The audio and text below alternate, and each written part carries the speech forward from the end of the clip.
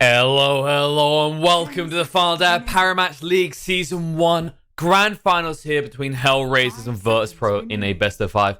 Apologies for the seemingly late start into the draft. It turns out that unlike us little Brit folks over here, the Russians are a little bit less of sticklers for time. They did kind of kick in a few minutes early, so as you can see, we've already got a draft on the way. I'm Killer Pigeon. Joining me again is back for more CIS action. And hopefully today we get a back and forth bloodbath. How's it going to you, Governor? It's going good, Happy to be at the finals now. I think at the start of the tournament, it looked like VP, they had quite a strong kind of standing across all the 4 teams. But HellRaisers yesterday, they showed that they could adapt and improve across multiple series. So I think HellRaisers are probably one of the better options for this grand final against VP. No, definitely. We definitely felt that kind of progression, right? There was concern that maybe 178. In fairness, I think most people would have said they were expecting a VP versus 178 final, right? Like these were the two strongest looking teams in the previous qualifiers and the earlier stages of this tournament. Yeah, for sure. Team Spirit, of course, they kind of bombed out of the major as well. So there was some slight expectation for them, but I think HellRaisers for sure were probably expected to go out first. So the fact that they're in the final now, it's gonna put on a good show. Yeah, especially with the drafts again. I think, is this the first Abaddon we've got to see? I believe it is. Yeah, we haven't seen a Baden yet on this in this tournament. I think surprisingly, HellRaisers not. They played with Nightstalker yesterday quite a lot, and it was one of those big impactful heroes that they're able to play around. You saw the Elmo game where he didn't die the entire time, and that was a big comeback. So I was expecting HellRaisers maybe to drift towards potentially picking up this hero at some point across this series. Maybe not in this game, because obviously we're quite deep in the draft, but Virtus.pro's turn to Yeah, instead they opt for the Doom. We've seen them run this a fair few times, and I think it would be fair to say it more often than not looks bad for them. it has its ups and downs. I think the breakdown of it yesterday was HellRaisers excel when they have multiple ways of starting a fight, but when they rely on their offlane player or they rely on a specific scenario, which is you have to do X hero, it just complicates it, and often they can't find the correct avenues into getting that jump. And again, it isn't just down to the offlane player; it's down to how HellRaisers as a team approach these situations. And when they are very reliant on a single hero getting off a very key spell, that's when it becomes a little bit challenging. And sure, HellRaisers suffer from this, and a lot of other teams will suffer from this as well. I guess the unique thing about drafting it at this stage, which is I think like most times in Doom has been third pick or earlier, is in this situation you can see enough on the table that you can identify whether you're worried about VP prioritizing the draft around one hero or the other. And speaking of which, we get a Huskar pick. Yeah, so I was gonna say from this Magnus pick, it obviously means that the Tiny's a carry. And when you don't have an IO to pair with the Tiny, the second rate to that is either giving it an Ogre or a Magnus. And then the alternative to that is giving it an Ogre and a Magnus. So, yeah, it's an interesting draft from HellRaisers. I can see how they're trying to enable this Tiny. They've got this Aura Buyer from Doom, this Catch from Disruptor. I do like it. But VP's draft is very well rounded. They got this Gyrocopter that naturally does well against these kind of melee heroes who want to clump up. There's going to be a Flak, the ultimate, and then Huskar. Come on, man, it's a Huskar, dude. It just wins its lane, especially when it's got last pick. When you know it's going to be a good Huskar pick, so there's going to be a lot of tempo coming out from VP, and but HellRaisers should be able to match up the farm. So. That's especially an important thing to highlight as well, because I'd say if you look at HellRaisers, probably the Magnus is their most important lane, right? The way that this hero farms now is actually pretty impressive. Like, if he's left in a one-on-one vacuum that he has an advantage in, say another melee hero, I've seen plenty of high-level games at the moment in the pubs where it's just, I'm looking at Magnus and going, where's all this farm coming from, right? Because they buff the self-empower while nerfing the empower to your teammates, right? Sure. But when you're laning against a Huskar, it doesn't matter what changes you've got, you're still a Huskar. So there might be some creep skip shenanigans, or you just might have to ferry out some more regen. Again, I've not seen a Huskar on the new patch yet, So, lights off, please. You're famous now, all right? Just admire the lights. That's all the admiring fans probably in the arena right now, as these boys are playing from the Yoda. Yoda? I think it's Yoda Arena. Yeah, it's YOTA, right? Yeah. Just want to make sure it's not Yoda. No, not Yoda. Okay, this is.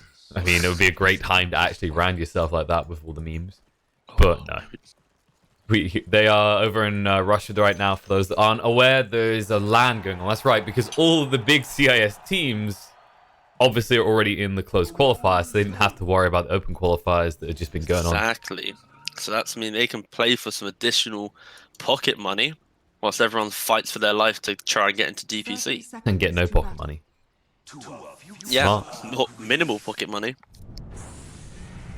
So we're going to see Almo and Nyx in the bot. We might actually see them aggressing for the runes for a change. I mean, they're doing a little bit of fighting here. But Abaddon v melee here is... Yeah. And remember, this is a Tiny who's taken the tree at level 1, right? So it's not like he has any stun lockdown for you to maybe get a kill. As a result, they could potentially be punished here. I mean, Dave, he'll get the bot rune. And actually, it's going to be the 2 for 2. Forever a 2 for 2 split.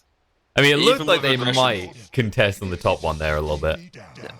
It's like, in this scenario, though, the Abaddon, like, the River Rune, you can't leave the Tiny solo against the Abaddon because the Tiny will lose so much regen.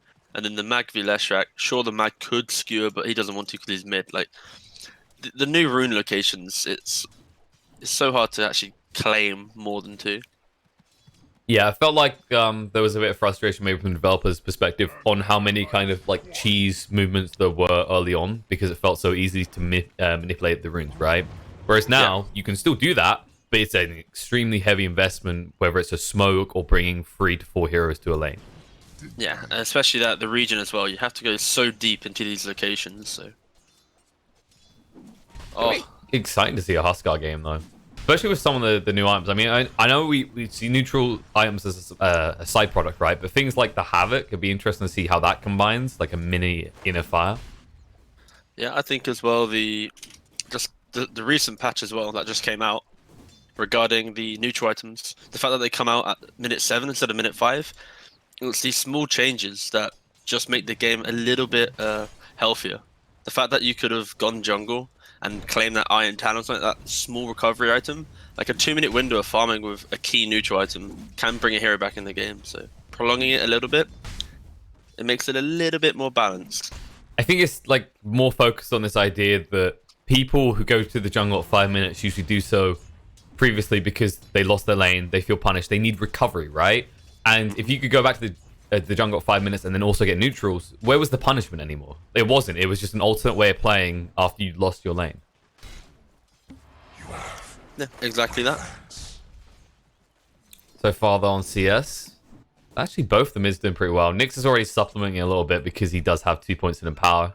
And, of course, there was a significant self-buff in there for Magnus. They decided they want this guy to be a core again. Radiant's middle tower is under Kinda Even though that. the initial CS might go towards Magnus, or not towards Magnus, but even at least. But as soon as Huskar gets a couple more levels, even if you buy braces of Magnus, you're going to feel the pressure. Definitely. And the question is whether actually, as the game goes on, do we expect to see kind of an Ags rush? Like, this new Magnus Ags does seem pretty powerful. A little bit like, it kind of reminded me of Shaker, right?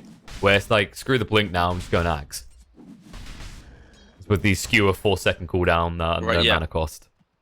Yeah, I think it's very good for mobility, but it's in this type of game. Like look at VP's lineup. They've got Leshrac, Gyro, even an Abaddon, right? Outside of the Huskar, like if he's skewering around, he needs to have a little bit more tank or something. He's bringing something to the fight.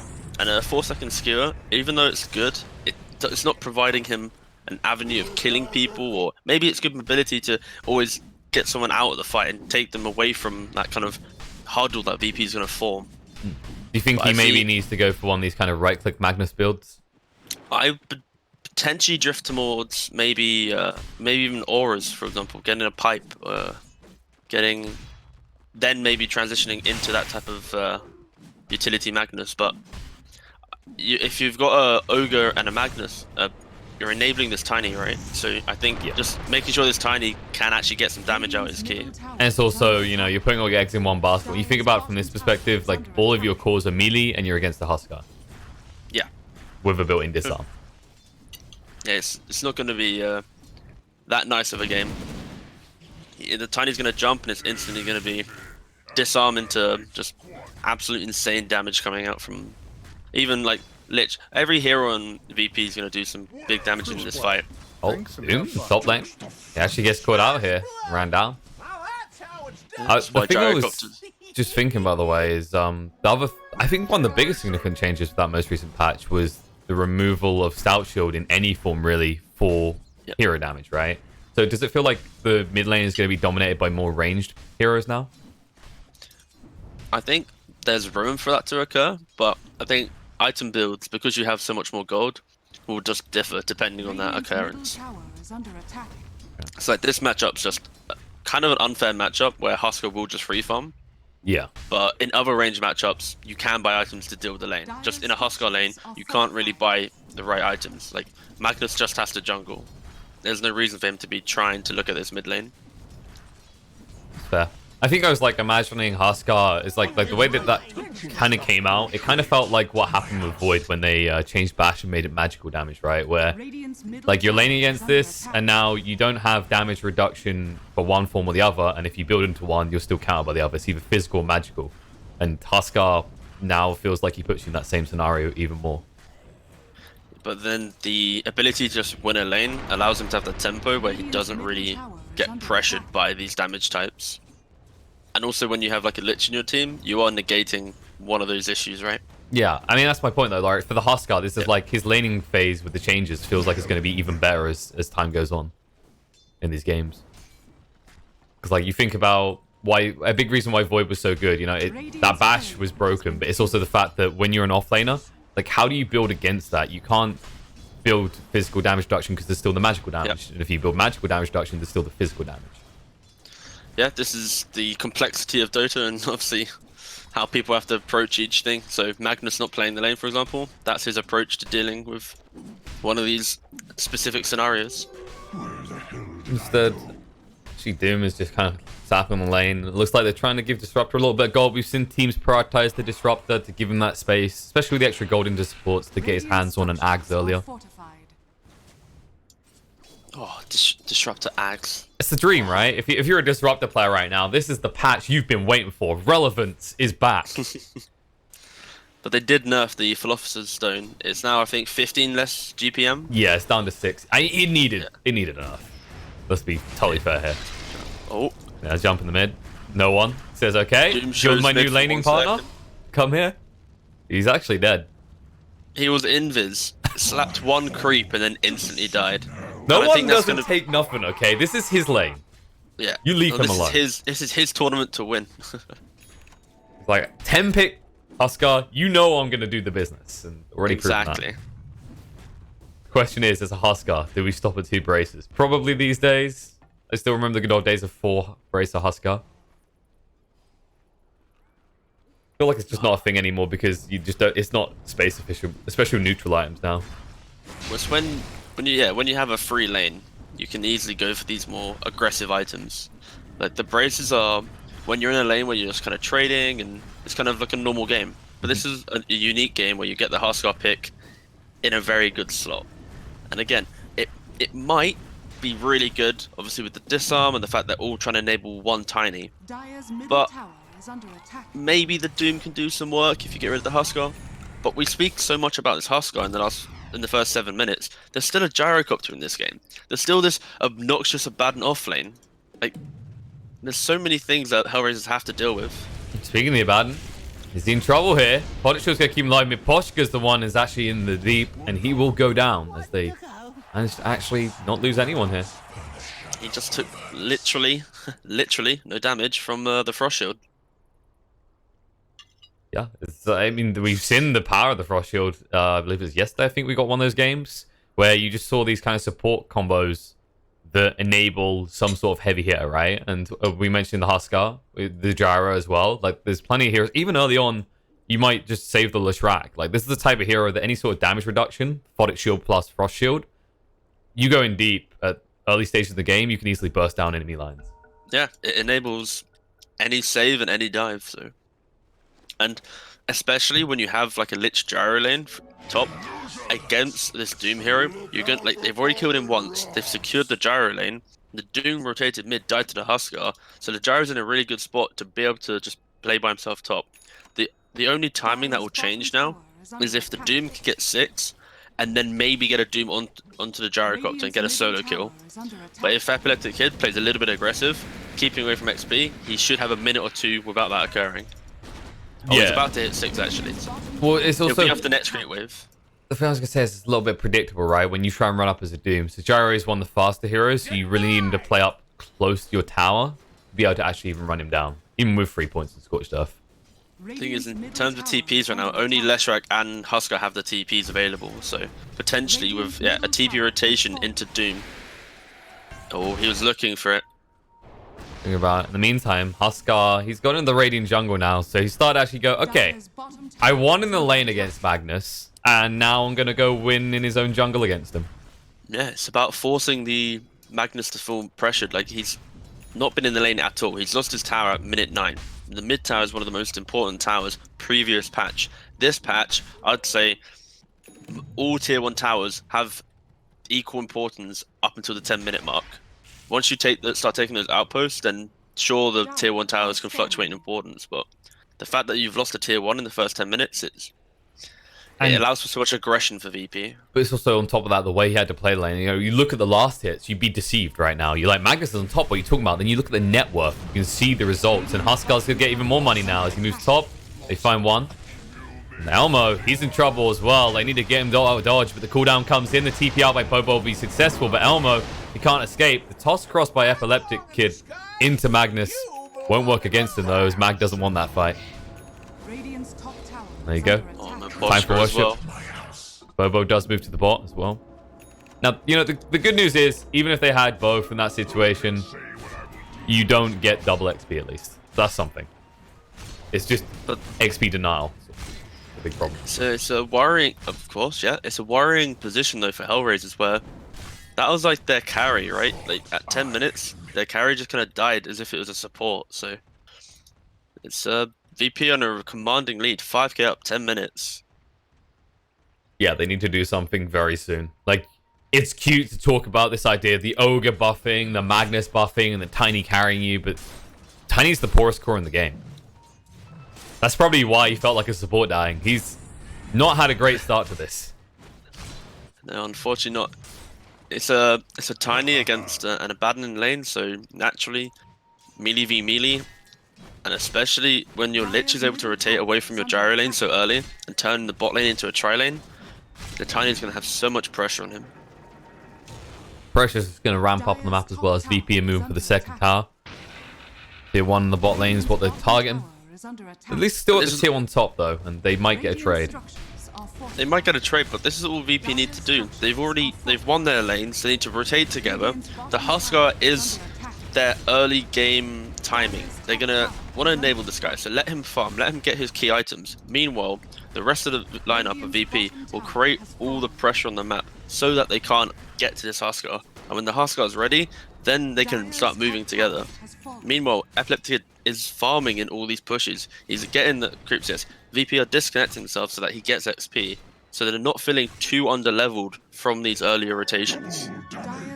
And the other thing I also like is the way that they're utilizing Leshrac, right? The cool thing about having this type of hero in the 4 role is this tower pressure is a byproduct. It doesn't have to be a necessity. Whereas when we see Leshrac, Pugna, DK, DP, these type of heroes ran from a core position, there's this kind of timing you have to achieve on tower pressure, right? Yeah, so, but it's what helps enable this draft. The Leshrac, it gives an option to go for these early pushes. Exactly, and it's just like, it's a bonus. It's not the core concept of your draft. You've still got Huskar, you've still got a Gyro, and even an Abaddon as the game goes on. Tiny soon completing your drums. It's all catch-up time or recovery time for HellRaisers. They're gonna need this Tiny to get probably 1 or 2 big items now to maybe be able to blow up the gyro, because we can't take away from the fact that if the Magnus hits the RP, they still have an explosive amount of damage. They still can kill these heroes. It's just, can they get the spells off?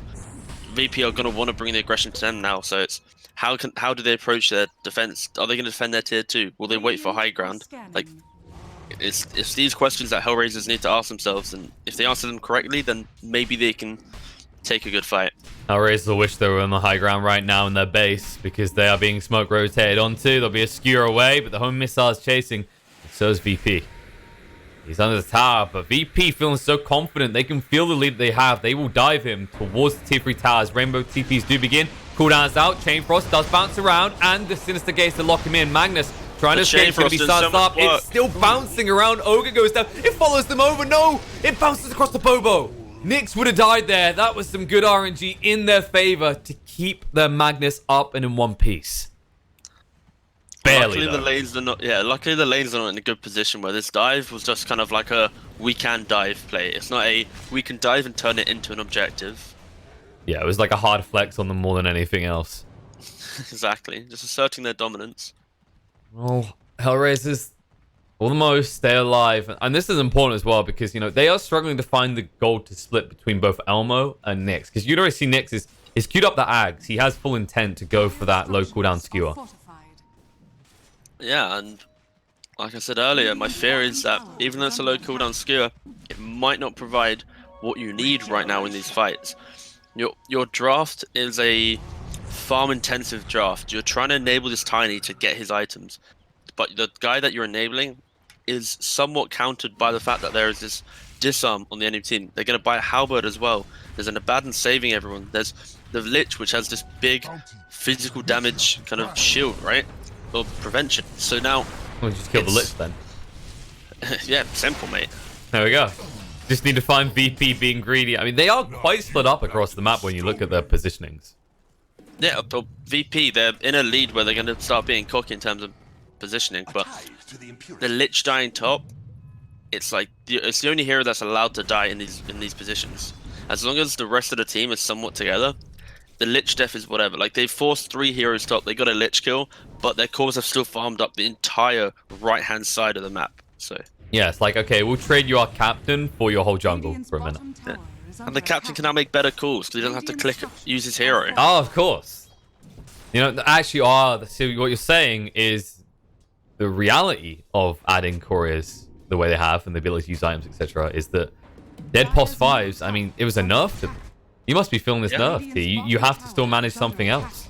It's hard. Just need to practice Meepo in the support role. You'll get good at it eventually. Doom in the bot lane. No one. He needs to survive for a long time, but he should be fine because of his passive. They turn around, bring down Doom. RP coming out. Nyx trying to do the damage to Huskar, but now he is free of the burden of muting and nullifying. He can just move in and do whatever he wants. He jumps across, looking on the Elmo. That'll be an easy cleanup. This was their best opportunity to bring down the Huskar, and it feels like it barely put a dent in him. Sure, you get the gyro, but you still don't have the solution to the Huskar. Well, this fight, you've got your Lich is TP top, the Abaddon had already TP'd away, so there's only 3 heroes as they clean up the last kill. And so it was the best fight for HellRaisers, but the Disruptor was mid the entire time. The Magnus, sure, he RP'd the Huskar, but he RP'd him on the far right-hand side of the fight. There is no way HellRaisers, after VP are the ones now reinitiating, can they get over to this Huskar? He's already got an armlet, he has a Heaven's Halberd, 2 braces, like, he's very tanky. You need all the damage from HellRaisers to kill the Huskar. And when it's only one hero going at a time, like, first you had the Doom, then he disengaged, then you had the Magnus, then he died. Like, these types of approaches to the fights, they're not going to win. No, and now things get 10 times worse as no one's decided. I'm a Huskar. It's probably time for a second life because they're running out of places to hide on the map. Diving the base is getting a bit risky. Within the next 5 minutes, you're going to see VP really turn up the aggression. They're going to go not in between tier 2s, but they're going to probably be diving tier 3s now with this Aegis. Is it me, or is this Grove Bow also one of the best items Huskar could have gone from the tier 2? It actually is very good. Like, not as much for the attack range, it's just that amp up on the magic resistance. Yeah. Good lord. Even the range as well, it's like just to get that extra little burning spear in. Radiant's I'm middle just, tower I don't know, I'm is having under flashbacks to the good old Ags E-Blade Huskars, and this is, I mean, these sort of things just make it a little more viable. Oh, Those they were were the scary days. times. They were so good. Still do it with the Rubik's, though. tower is under Just attack. steals the life break, has a fun time. Structures are fortified. The HellRaisers, you can see from the tiny, he's... Oh, I do apologise Oh. about that if you had that. You know, that's just done a lot, letting us know Game 2 is soon on its way, because the base is not long for this world. This VP already on the high ground, with a Huskar and Aegis at 18 minutes. I was going to say, the tiny positioning bottom, but the Magnus. Huskar. He has the Ags though. He Oh, that's a can good hit. avalanche. Static Storm as well. It catches all in the RP follow-up. Beautifully done. They look like they're There going to we bring down go. VP. That is the combo they needed. Banin is doomed up. He can't save his big course. No one gets skewed onto the tier 4 towers. That disarm will not change the outcome, though. As HellRaisers show signs of life. I think you have to reset that notification on your phone because Game 2 might not be coming too soon. Well, the thing is though, you assumed what my notification was. That was HellRaisers management ringing me saying, "Don't worry, lads, we're going to hit all our spells on the high ground." So, fair play to them. They knew what was coming. Well, there you go. HellRaisers show signs of life, and T Governor gives us a little spoiler that he's moving across to a CIS team soon. Maybe so. I was about to start trying to name drop, but I was like, I have no idea about any of their names. The HellRaisers names. Say No, I you. meant not players. I don't mean players. I meant like The big people. Yeah. The people with the money, man. the business boys. Exactly. Well, I think HellRaisers, they're fed up of having this criticism. They're showing that they mean business here, as that was a remarkable fight. And now, next time, they'll have the Ags complete for Nyx. But that was one of those perfect scenarios. It was, I did say it like 10 minutes. The only way HellRaisers can get back in this game is if they hit the RP, if they get that big static storm off. So now you get to a point where they've won one fight, but VP are still within their timing that now RP's on cooldown, Doom's on cooldown. VP just, if they go straight away, they should be able to get a Rax. And then after this Rax, BKBs come online. And the Disruptor's not going to have an Ags anytime soon. The Magnus, sure, he's got an Ags himself, but if there's BKBs coming out, Dire's top tower is their under attack. insane ability to hold on to this game might fall off from this BKB. Killing spree. Solo will be picked off. Exactly that by the Tiny. And, well, they tried to breach the base without the Lich. Now there might be a bit of trouble. Glimpse brings back the Leshrac. Now the cooldown as well. Nyx taking way too much damage, has to back away. He should still die here with the home missile. Will connect with his face and kill him off. And Bobo, uh-oh. He's a man who lives by the burns, but these ones, they're a little bit too hot. He does go down with Poshka running further away from his base. He must have lost his map. Not realizing actually that's not where safety lies as he goes down and does die. And no one returns to the base. The second lane. And that is the pain. It's the beauty of a wombo combo, but a wombo combo does have cooldowns. Radiant's middle barracks True. is under Why you want attack. all wombo combos, or maybe insurance policies. Doom comes out on the Huskar. I think we tried this before. Love to try and zone them away, but this time, have they got the damage? He's healing up. He's staying alive for the time being, but they will finally get him. No bonus spears means he couldn't take anyone with him. Save. We'll go for the stun. Wasn't there to be able to keep the Huskar alive, and instead we'll join him in the grave with almost identical spawn timings. He's just ensuring that the Disruptor can't get any glimpse of the deep vision. You'd have been able to easily catch potentially this Abaddon or Lich on this disengage, so he's just sacrificed himself there.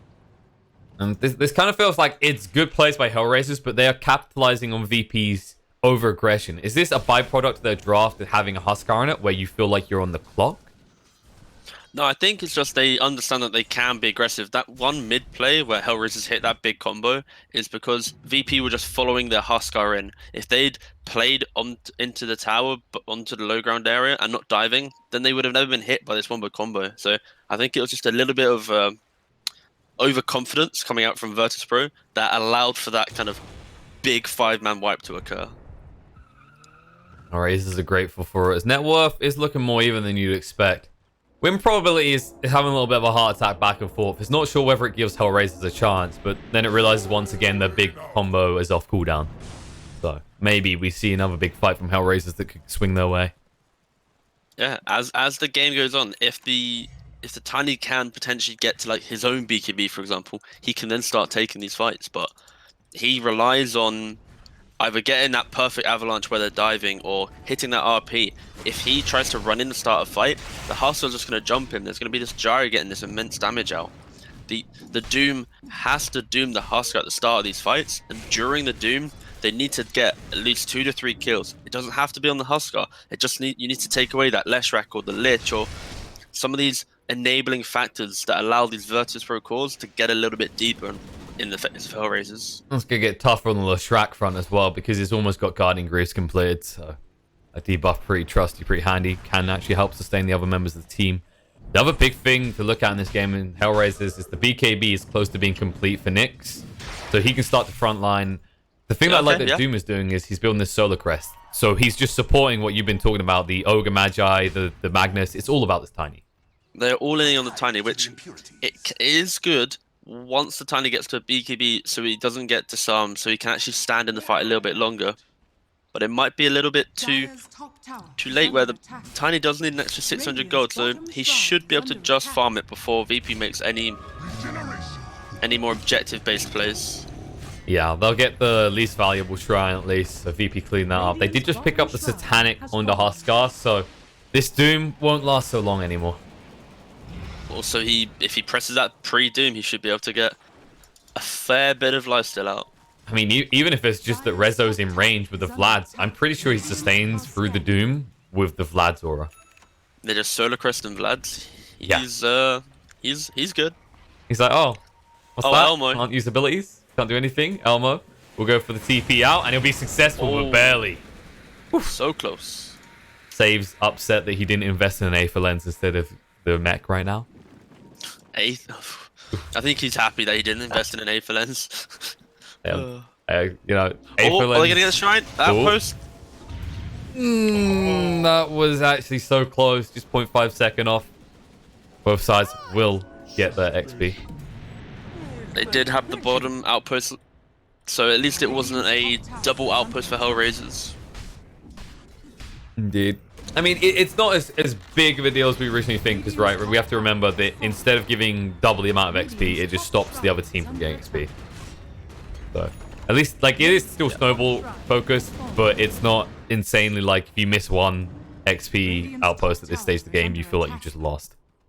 But it's where VP right now might feel a little bit of pressure of, okay, if we maybe die to another wombo combo or 2, then the game's becoming way too even for our liking.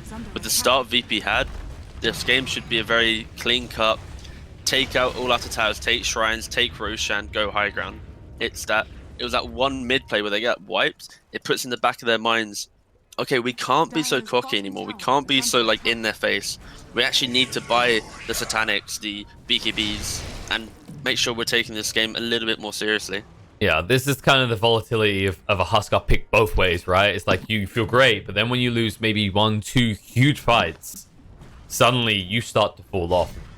If your Gyro is not ready to carry the torch by that point, you know, then the next torch is not going to get lit at the Olympics. Nyx, that is a long-range skewer. Hello, he says to Solo. Glimpse, toss on the spot, control, stack storm down as well. Huskar, RP under him, the BKB, they're trying to bring him down quick enough and they might just get it. Yes, he's gone. Epileptic Kid, he's not ready to take this on his own. He'll bring it on Bobo, but the PKB's running out soon. And in the pit, they found Save, who will also fall. And on the side, Miposhka is playing with Solo. The buybacks come out, though. They will look to retreat. Solo, Miposhka does get him down before dying himself, though.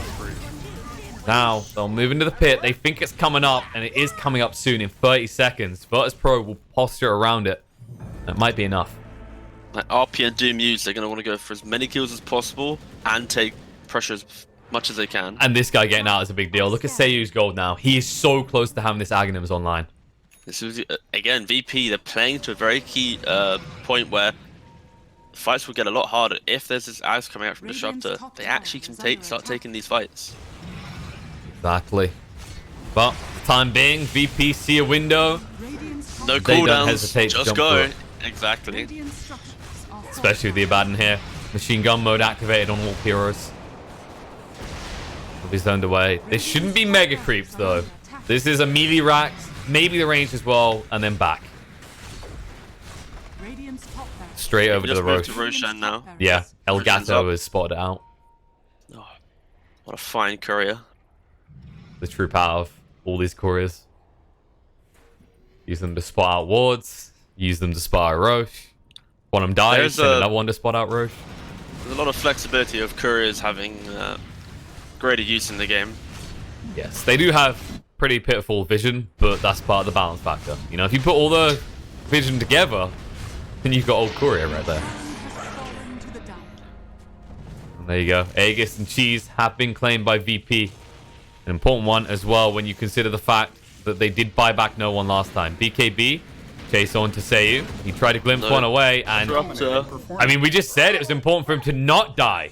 And now, if he gets forced to buy back, he's going to be a lot further away from the Ags. It's going to cost him around 500 gold to buy back, so he's going to be about 700 to 800 gold away from his Aghanims. I feel like they It's an just have awkward to spot to be in. try and buy 35 seconds, and then you, like, when he's up, sell Magic Wand and just buy the Ags. Like, this is your do or die play. You can't afford to lose this lane. It's just the robustness of VP's draft right now, where even though they've made mistakes, it's hard to punish when there's no cooldowns. Nyx, RP out. They're skewering him in. Are they really going for this play? They're trying for it. No one. Gonna try and heal up, though, and it looks like Doom's the one in trouble. The stun through the skewer. They're gonna get back in. Oh, no. The cheese play has been achieved, and the skewer is available once more as well. And Huskar, no one is wondering, team, where are you right now? Help me! Oh, the poor Huskar, but meanwhile, they're taking the racks. A Static Storm does go down. That's not the Ags, though. They just get a glimpse one back in. The stun's off the mark, and now they should be able to clean up the rest of VP. Rezo desperately trying for the melee racks with the assist of the Leshrac, but the skewers through again. Nick says, this was great. This was fun. I done it to your Huskar, and now I'm going to do it to you, too. Where are you going? Come here. Into the fountain with you, Rezo. You should have stayed in NA. All right, Nyx is honestly doing some work right now. The key way that they defend this, especially with no spells, is to skewer. So the fact he gets the RP onto the Huskar and then starts this kind of meme skewer chain, it's the only way they stay in this game right now. He's level 20, baby. Come on. What did you expect to happen here?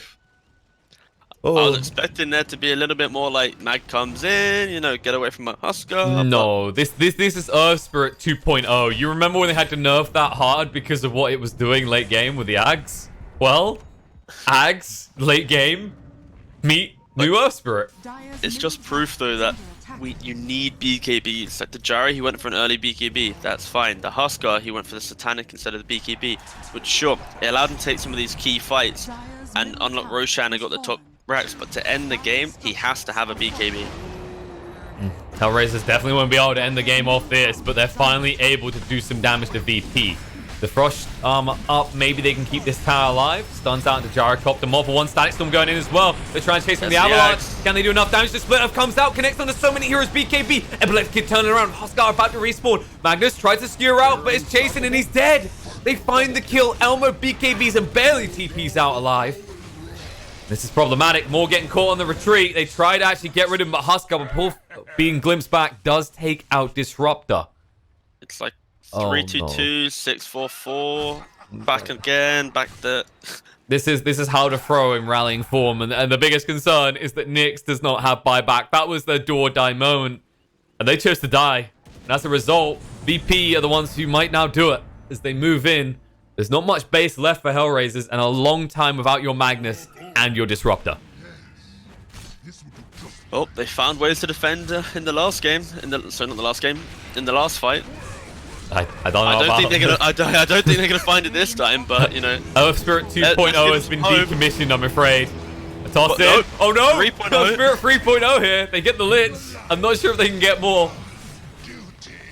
I mean, HellRaisers, for all their cute players around their fountain, it turns out it takes more than just using your fountain to win a game of Dota, as VP is proven to them right now. The stun comes out, the toss across, but Bobo is not in the fountain. Epileptic BK's B's up. They go to end the game. The buyback out from Ogre. Elmo doing a lot of damage right now. The Doom throwing out the Gyrocopter as well. I don't know if they got the damage to finish this now. They're in trouble. VP, no one. Trying to heal up. Trying to actually stay in this fight long enough. Rezo still has to borrow time in the meantime. No one will get the disarm out. Jump across on the Bobo when time has been bought. They have got the heroes alive. The Skewer Man himself is back, getting Rezo away from the Ancient, but it's not going to be good enough just yet. Though. Left, buys a few seconds, save, try and drag them away. The Avalanche out, they got rid of Huskar as well. Rezo, he's trying, but there's the Skewer again. Nyx with the long range to drag him away. They need to not let him touch this throne, but in the back foot, they have to get rid of the Shrek first. Rezo can't end the game. VP are all dead. And such a clown fiesta, man. Not a Clown Fiesta. This is Alliance and CIS form. I'm playing. No, so like even though this looks like HellRaisers, like great defense from HellRaisers, you know, keep their engine alive, but they got mega creeps. They don't have their key spells again. This is just simply the issue where HellRaisers they lose the lanes quite hard, which means the key fights that they can win, they're always in a defensive position. They're never on the other side of the map, so they can't translate these fight wins into any objective, into Roshan, into pressuring VP high ground. It's always okay. We won the fight, but that was VP coming to us, and now VP they can reset and come again, and it's the story of the entire game. Every single fight has been VP moving into HellRaisers, and it's been VP dying at HellRaisers base, and now. Sure, HellRaisers they've got another good defense, but VP, they can just reset and go again. And it's this kind of constant, repetitive, brutal mentality of VP's lineup that beats a little bit of cooldown. And HellRaisers, they're dependent on 2 big cooldowns, or even 3 big cooldowns. You're not wrong. I'm not going to disagree there, T, but I will remind you that this is the exact team that we gave these same criticisms to yesterday, and they somehow found a way to pull it out. I fully appreciate that. I understand that HellRaisers they came back from a good game yesterday, but yesterday they had racks, they had tier 3s, they had a base. This game it's a little bit different, but this next fight, HellRaisers will have the big spells. So if they can hit the big spells in this defense, then maybe there's a slim chance that HellRaisers can get some positioning in the map. But and look at the wake-up call for VP. They're keeping buybacks on the big calls. They're realizing, actually, if we do this and we don't have those buybacks now, there is a chance they just run down and try and finish the game. They're going in to finish the game themselves. Doom comes out to Gyrocopter straight away, who's trying to end the game. The skewer to get them away is dodged on the side. Static Storm is down, but it's looking like it's good enough to maybe end the game. The skewer through won't change it. As VP, they say, we've had enough. It was cute. We'll just ban Magnus next game, but this one belongs to us. you trying to think HellRaisers can have a comeback, man? Hey, you know, you gotta balance on both sides here, right? No, I you're VP fanboy. I'm not in no way. I am not a VP fanboy. Good sir. I know. I appreciate the Dota and what it provides, and in this scenario, it was enjoyable to watch. But HellRaisers, like I said, very defensive in their fighting positions, and that is just a product of their laning phase. If they had a better laning phase, then maybe this game would be different. No, I mean, you're not wrong. It was definitely... I was excited to see the Ags Magnus. Sadly, they kind of lost the whole base before he got the 20 and the Ags. Maybe we get to see it again. Wouldn't the ultimate painful moment for HellRaisers now be if VP picked up the Magnus? They just complete the exact same draft. That's the ultimate flex. I mean, I've been seeing that a little bit more regularly recently. Just teams go, okay, you don't know how to use this draft, but we'll teach you. It's a free coaching lesson from VP. As much as that is, memes aside right now, right? Let's look at this as it's a best of 5. That was a game 1. Yes. And you saw that VP, their lineup had... It didn't really care about mistakes. It had low cooldowns, it had saves, damage types all across the board. So VP just drafted themselves this very simple to execute, brutal lineup that could just non-stop go. HellRaisers, on the other hand, they had a very nice draft in terms of when it came online, when the spells were hit, it could do a lot of damage, but it relied on just having a presence in the game to be able to take these fights, right? So I think it shows that even though VP, I think, quite convincingly won this game, because HellRaisers were never really in a position to take it to VP, HellRaisers still put on a fight, right? So I'm expecting, like we saw yesterday, HellRaisers lost the first game, but then they adapted very quickly and won 2 series. So I'm expecting to see the same from HellRaisers, a slight tweak to maybe how they approach a draft or how they secure their laning phase. And once they do that, then they're going to be able to actually take some of these mid-game fights. And sure, VP win this game, but they won it with 2 to 3 mistakes, or critical mistakes, where if HellRaisers had a little bit of a better draft or a easier to execute draft, then potentially VP wouldn't have been winning this game. No, definitely. I think the thing to look at here is HellRaisers, they had their own concept of a strategy, right? Like, it wasn't like they were trying to mimic what VP was doing, or they just spent the whole game countering it. But the sad reality of how this game played out, like a big core part of it was a 10th pick Huskar, and it wasn't something that got accounted for. And that did trip them up because we mentioned they have 3 melee cores. The Magnus done a great job of farming the jungle, but we saw the difference, right? Like we were, was it 15 minutes in or something like that? And there was a clear, huge discrepancy in terms of net worth between him and no one. So Yeah. back to the drawing board, maybe look to actually kind of account for the opponent's draft a little bit more. And maybe we see a little bit of spice, a little bit of comeback from HellRaisers and get a few more games. But game 1 goes to VP, short break, and then we'll be back with game 2.